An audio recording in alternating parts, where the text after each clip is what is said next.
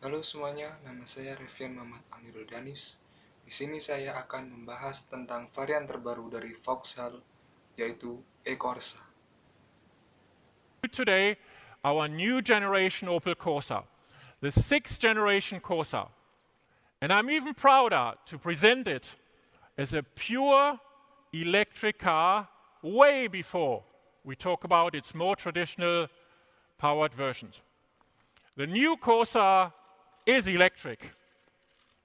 It comes with superior technology and with a terrific design. When it came in there, one of the first reactions I get from people when they see it for the first time is, isn't it much bigger than today's car? Well, the answer to that is no, it isn't.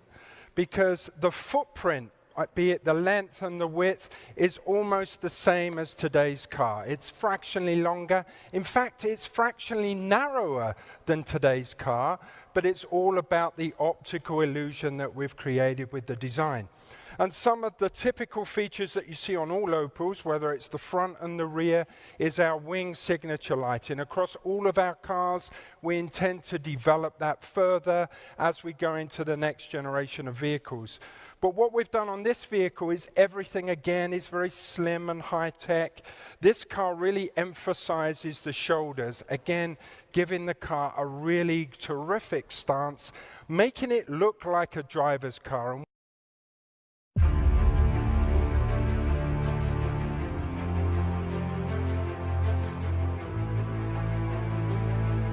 So I have the great privilege today to introduce to you the all-new Corsa, the sixth generation Corsa.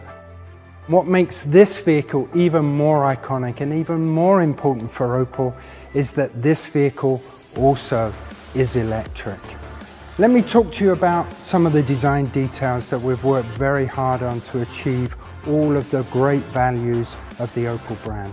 So first of all, coming to the front of the car, like all new Opels, we have this clear, crisp centerline crease and this very landscape orientation of the design. So the grille is very horizontal and that flows into the typical wing signature lights that we have on all of our vehicles. This particular vehicle shows a very slim, high-tech headlamp and again, makes the car look very sporty and dynamic, which is very important for all Opel vehicles. So as you can see, when the car turns around here, one of the most important elements is this vehicle looks a lot bigger than today's car. It looks lower, it looks wider, it looks longer. In fact, the overall footprint of this car is the same as today's car. So it's all about the optics of the car, creating this very sporty, dynamic character. And that's accentuated on this vehicle with this floating roof. So you really squeeze the graphics of the car, making it look very sleek and modern, almost like a three-door car, even though it's a very practical five-door car. And one of the other areas that we've really developed on this vehicle are these beautiful, strong, flowing sculptural shapes that hark back to some of the historical elements of Corsa. The flared wheel arches, giving it this very muscular character and again enhancing the sporty dynamic character of the vehicle overall. So one thing that's very Ya, sebelum kita membahas teknologi yang dibahas, mungkin kita akan membahas sejarah atau fun fact dari Vauxhall itu sendiri. Vauxhall didirikan oleh Alexander Wilson pada tahun 1857, yang pada awal usahanya berfokus pada perusahaan maritim.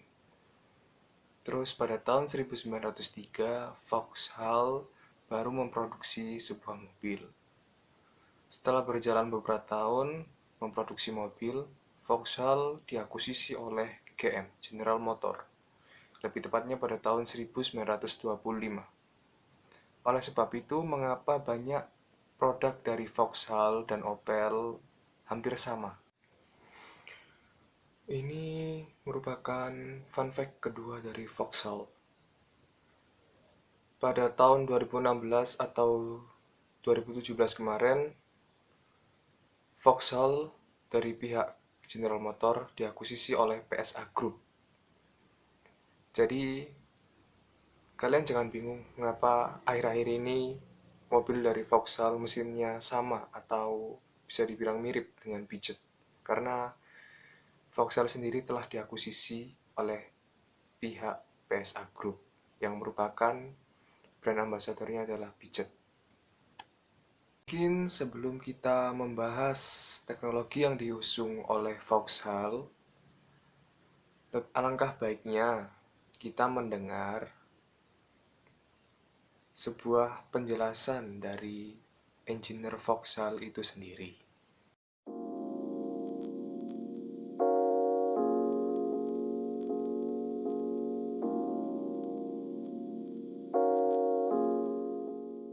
The range of the Corsa E is 205 miles, and we can charge it very quick with a DC charger with maximum 100 kilowatt.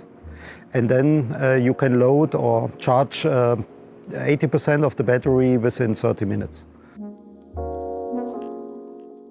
The Corsa E has 0 gram CO2 emission, and that's very good for the environment, but also it offers a lot of fun to drive. Yeah, so you have a maximum torque of 260 Newton meter and a horsepower of 136. And the good thing is that this torque is directly available when you start to roll the car. So you have a lot of fun to drive, which means very good accelerations going from 0 to 31 miles per hour in 2.8 seconds. So at a traffic light, you are really one of the top quarter. Yeah, and for 0 to 62 miles per hour, it's 8.1 seconds, which is also an excellent value. Also, the top speed is no issue. The car is going 93 miles per hour, which is significantly higher than the maximum allowed speed on the motorway. And you can reach this top speed in all 3 drive modes, in the Eco, Normal and in the Sport mode. And so you don't have to worry at all. So I hope that the people reaction driving the Corsa E the first time is that they are amazed and impressed by the vehicle. Because ourselves, we are also proud of the car. So it offers a lot of fun to drive with a good economic and efficiency. Yeah, it's a vehicle which you can use for daily use. So it's very practical and there are no compromises in the vehicle. And it is not by accident that our first pure electric model Mendengarkan penjelasan dari Mas Thomas, engineer Vauxhall itu sendiri, ada beberapa teknologi yang diusung dari e-Corsa. Yang pertama, jelas dari bahan bakar yang pure menggunakan elektrik. Jadi sangat ramah lingkungan, ekonomis. Yang kedua, memiliki daya tampung baterainya 100 kW yang dicas sangat cepat dalam 80% kapasitasnya dapat dicas dalam waktu 30 menit. Yang nomor 3, mobil ini terdapat 3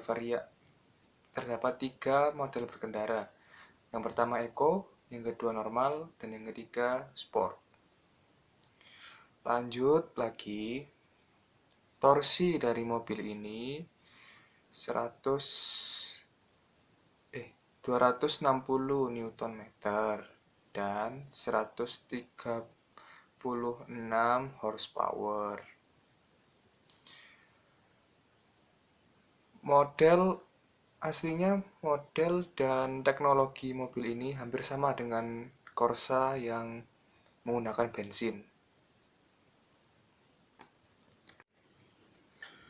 Lanjut ke perbedaan teknologi dari sebelumnya. Perbedaan teknologi terdapat dari bahan bakar. Yang dulu menggunakan bensin, yang varian terbaru menggunakan elektronik atau pure elektronik. Untuk mesinnya sendiri yang dulu menggunakan 101 horsepower dan 250 Nm torsi maksimumnya. Dan untuk yang terbaru ini 136 horsepower dan memiliki 260 Nm torsi maksimumnya. Opini dari saya tentang mobil ini sangat baik untuk model, bahan bakar, dan harga. Dan untuk hal yang saya tidak suka adalah dari model interiornya yang hanya flat warna hitam. Karena karena kalah saing dengan kompetitor-kompetitor lainnya.